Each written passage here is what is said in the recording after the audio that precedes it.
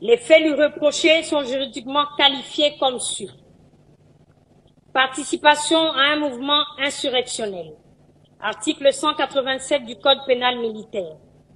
Par ses liens présumés avec le M23/AFC et les conseils fournis à ses dirigeants.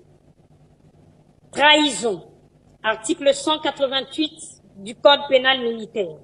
Pour le soutien à un projet de renversement des institutions constitutionnelles en collusion avec une puissance étrangère. Participation à des crimes de guerre en raison de l'appui supposé à une organisation armée responsable de violations graves du droit international humanitaire. Statut de Rome, loi numéro 024/2021.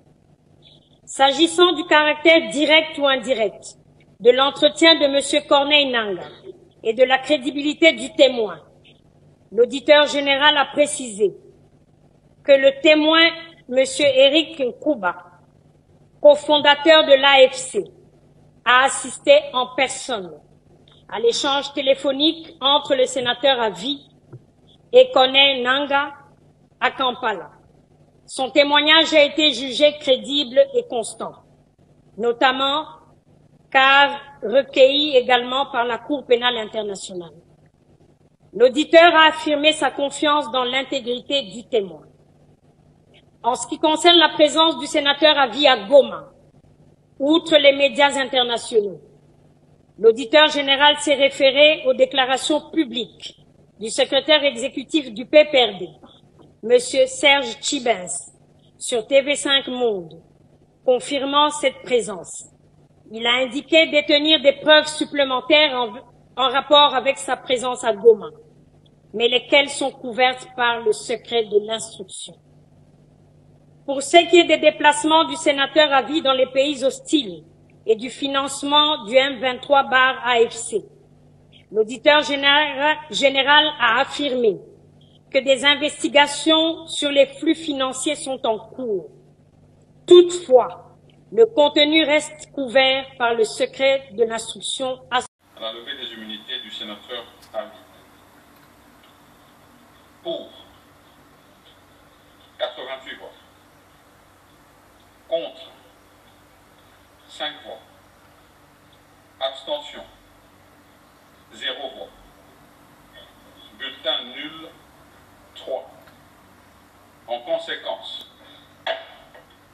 le Sénat autorise les poursuites et lève les immunités de M. Joseph Kabila Kabange, sénateur à vie.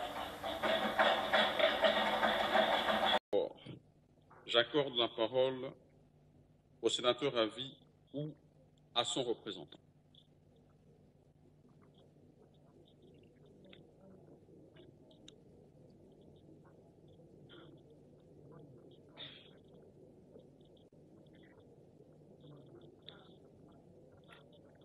Je constate que tous les deux ne sont pas présents dans cette salle. Nous poursuivons donc la procédure telle que prévue à l'article 2. J'accorde la parole au sénateur à vie ou à son représentant.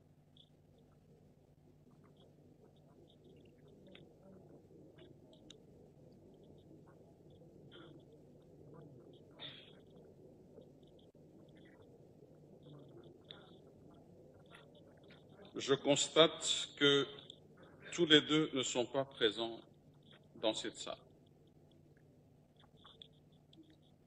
Nous poursuivons donc la procédure telle que prévue à l'article 2. Kabila Kabange, ancien président de la République, est présumé être l'auteur, n'ont pas de lien avec l'exercice de ses fonctions parlementaires et ne peuvent pas, ipso facto, donner droit à la couverture des immunités parlementaires prévues par l'article 107 premier de la Constitution.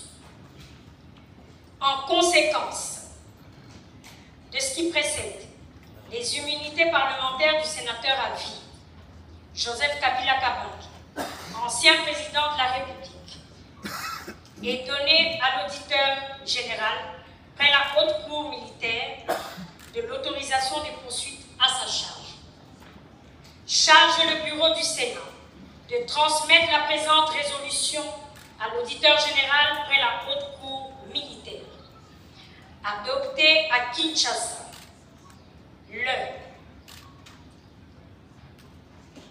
le 22 mai 2025 à la majorité de